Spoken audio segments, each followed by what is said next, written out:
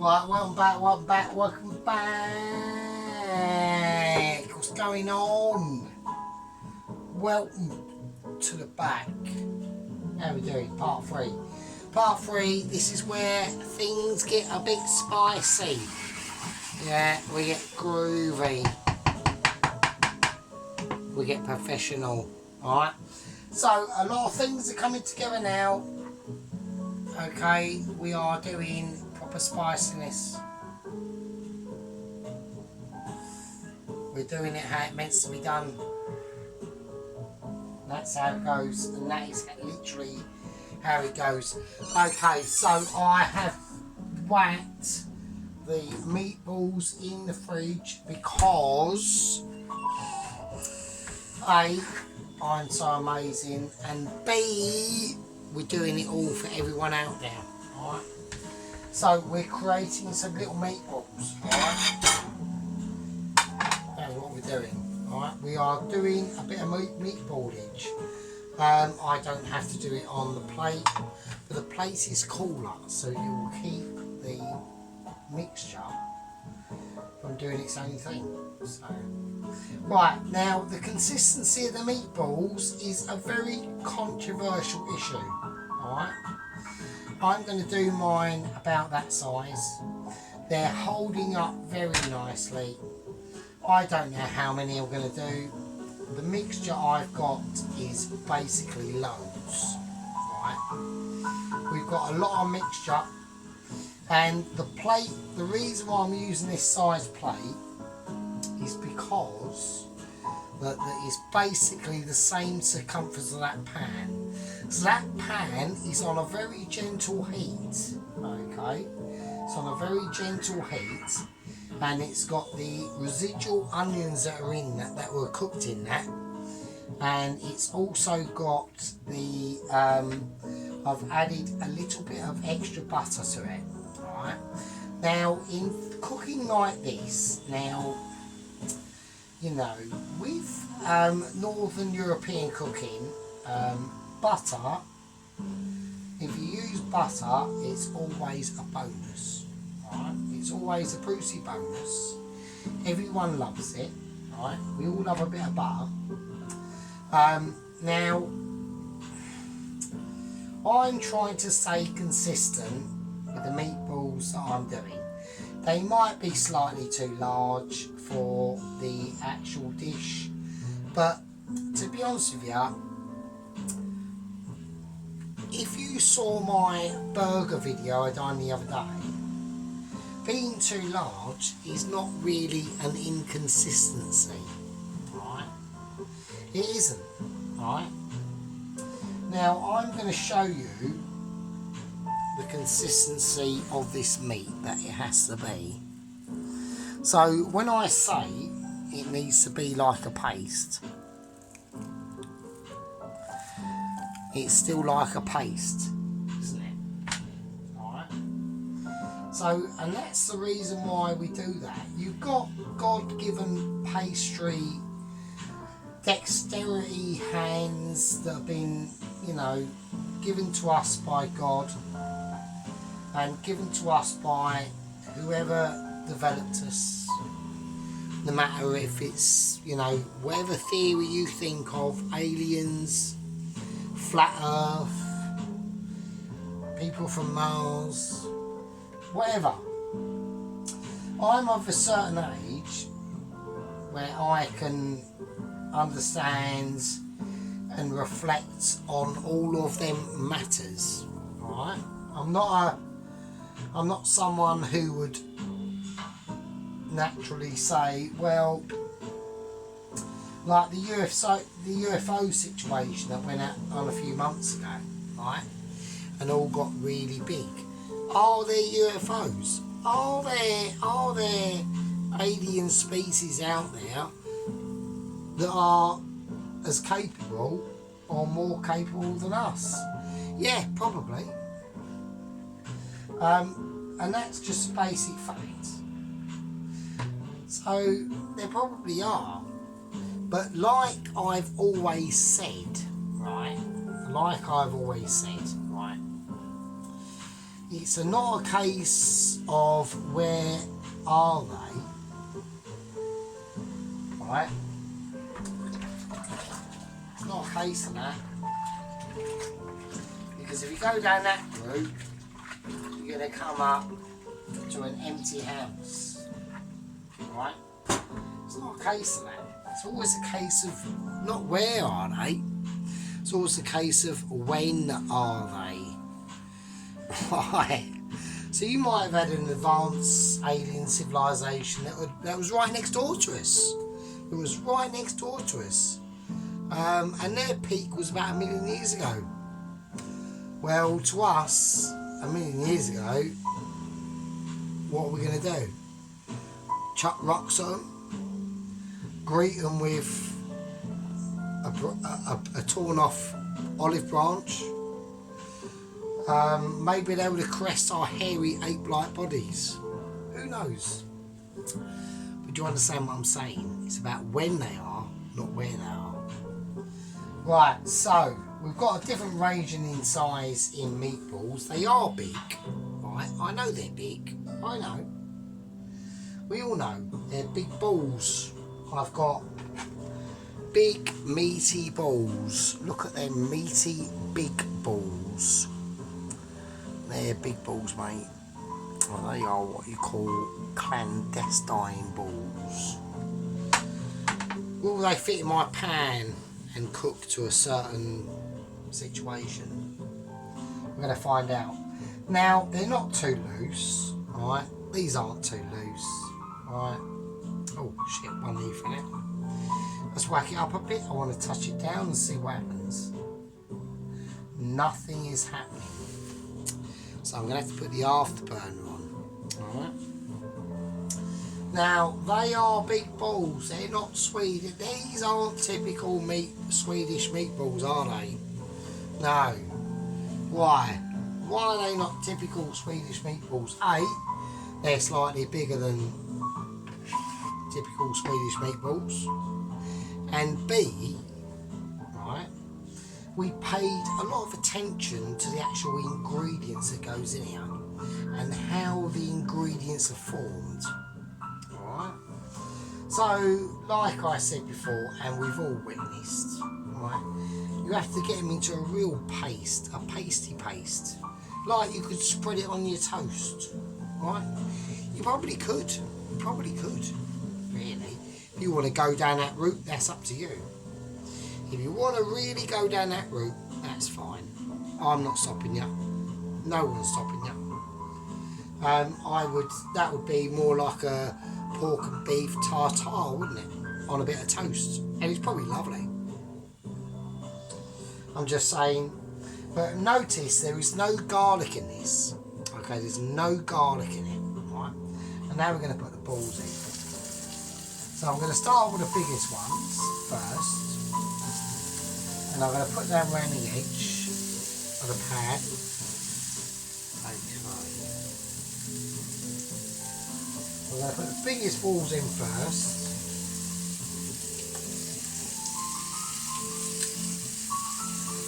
Now,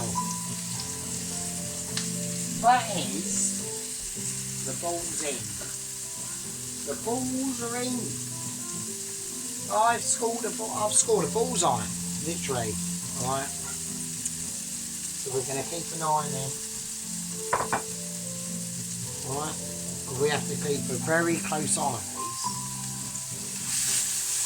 Little shuffle, a little shimmy, give it a shimmy. Right, there's no harm in a shimmy.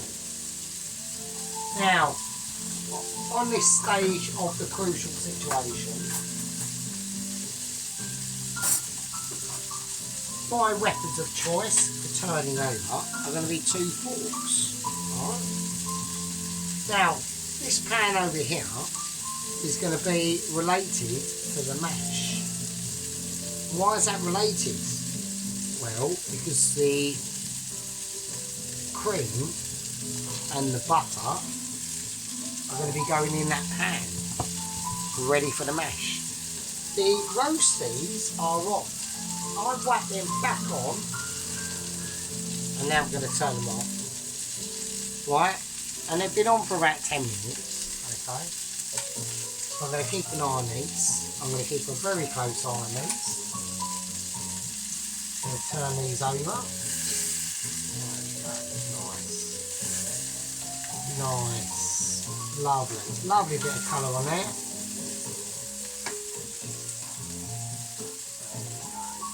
And there we go.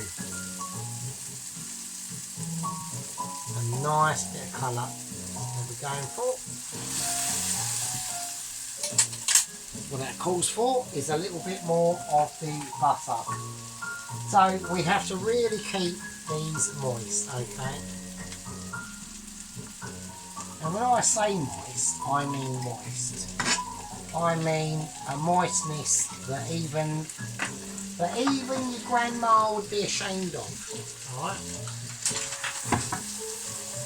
Keep them cooking. So I've got a nice little glaze on them, a nice bit of colour. Some are darker than others, but that's the whole point. Okay? Right, now, what's really important now is we do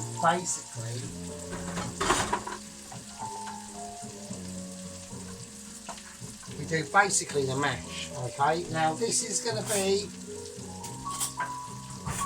slightly more tricky, right? So make sure you got a cloth. We're going to get the roasties out. I'm going to put them on a plate. Okay, they're all pretty crispy, and don't forget, I want to try and keep them potato skins intact. Alright. So the first thing I'm going to do is I'm going to get my knife.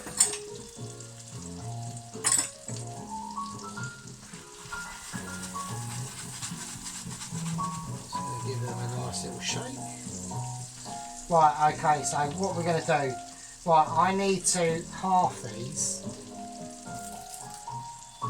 So I'm going to start from the centre, and I'm going to cut them in half.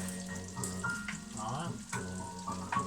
And this takes just a little bit of time and patience. So I'm holding them with a cloth, just in case they are a bit too hot. I'm going to scoop out gently, and I mean gently, the mash, and not the potato skins. I'm going to keep the potato skins, and I'm going to use them for something else. Now, you might be saying, why have you gone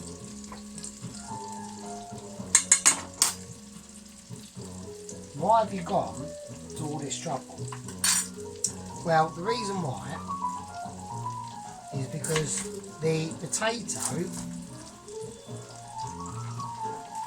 in roasted jacket potato, is a hell of a lot nicer than boiled mash, and that is why. So I'm just going to scoop it out. Now we want to try and keep as much as having potato skins intact as possible. Alright, so there we go.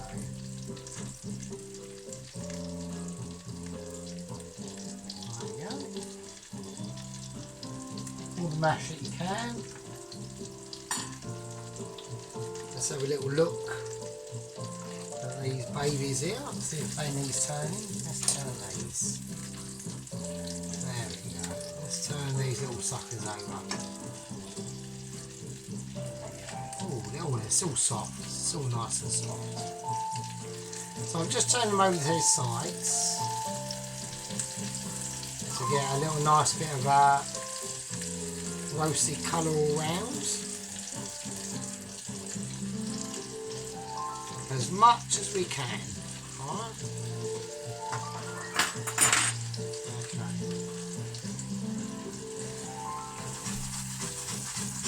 And a nice little shake. Just shake them about. Okay. So them roast potatoes have to be nice and crunchy. And that is how we've done it. Alright.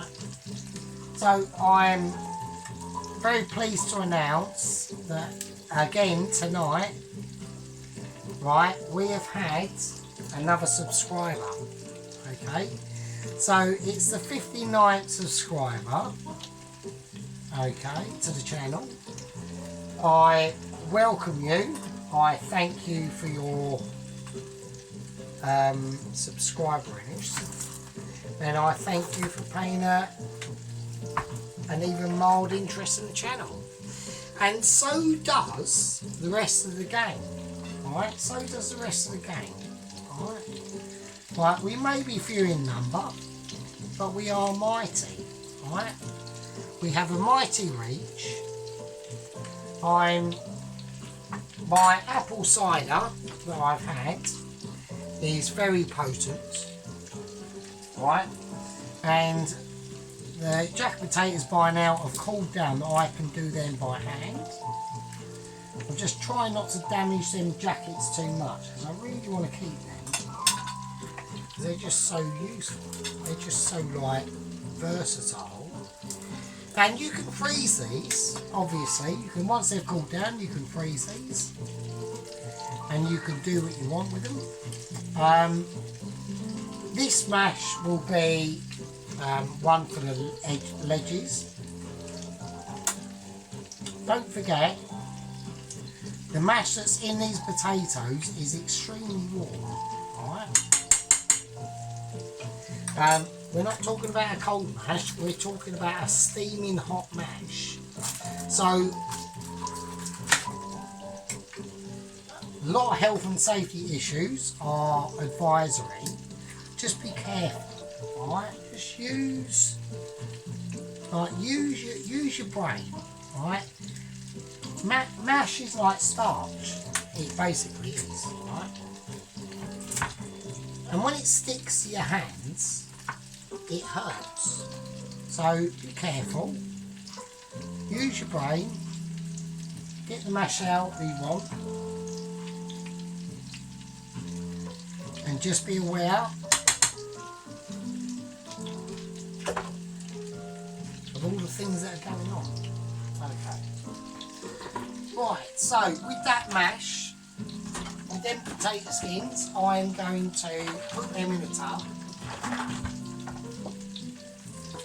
Just for now, and I'll chuck them in the fridge, and I can use them at a later date. That's the potato skins, and we can use them, and I've got something coming up during the week, and I'm going to use them for. So that is why I've saved them. So, that is the mash. A little clear down, so it's a little bit more tidy. Just for you lot, because I have to pay respect. I'm very grateful. As all the subscribers know, I'm very grateful to the people I've got. Okay.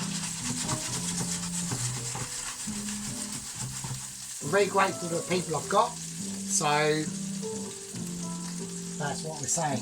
That's basically what we're saying. Okay, so now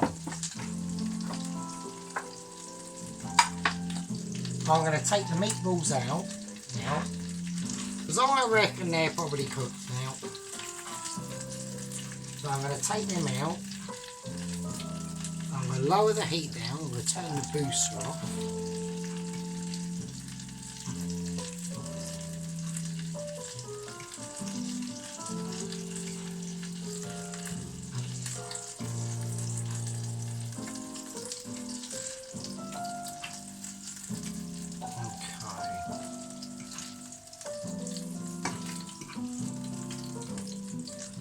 And they, as they're sitting there, and we don't touch them, and we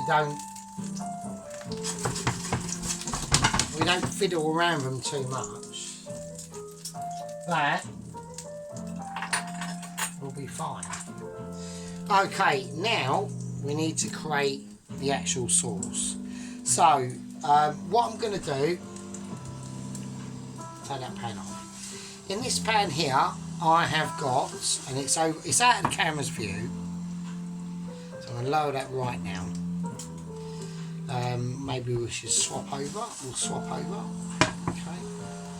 So I need to create a beef stock. Now I have got beef bones I can put in this, and gone ridiculous, right? Really ridiculous. I haven't chosen to do that. And let me show you the meatballs that we've just created, and they're fine.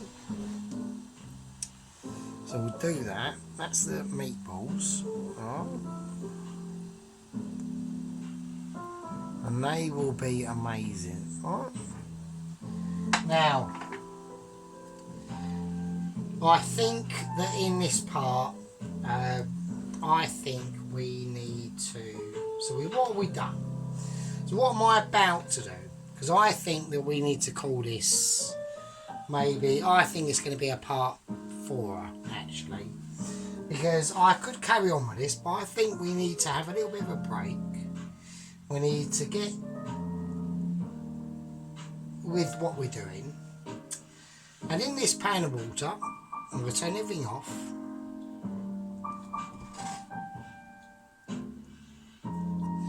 We're going to put some beef stock, some oxo beef stock in the water. We're going to create a beef stock, and I think in the next video is where we're going to create the actual dish itself. We're going to do the sauce, we're going to do the mash, and then we're going to serve everything up. And I think that's a better way of doing it, because I was going to get a bit too carried away, and I like to do things in steps, okay? I like to do things in steps. It's just how I like to do it. I think it's a better way of doing it, okay? It's a more involvement way of doing it. So we've got the wok for the beef stock. We've got the pan with the onions that have been cooked in it, and everything else. The meatballs, and that's going to be where we put the butter and the flour in and create the roux, and then we create the sauce. But I just think we need to take a little step back and reflect that we've done the meatballs,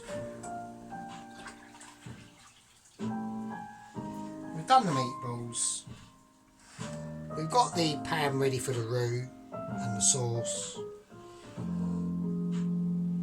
The mash, as we can see, that's fine, that can just sit there, okay? We can heat that up, that's not a problem. But I will tell you this, okay? That mash is going to taste far fantastic more than boiled mash. Roast your jackets, roast them to jackets, and do exactly like that, and your mash will be amazing. Alright, so I think I'm going to call that a part 3, and I hope it is a part 3, and I'll see you in the next one. See you later. I'll leave with her.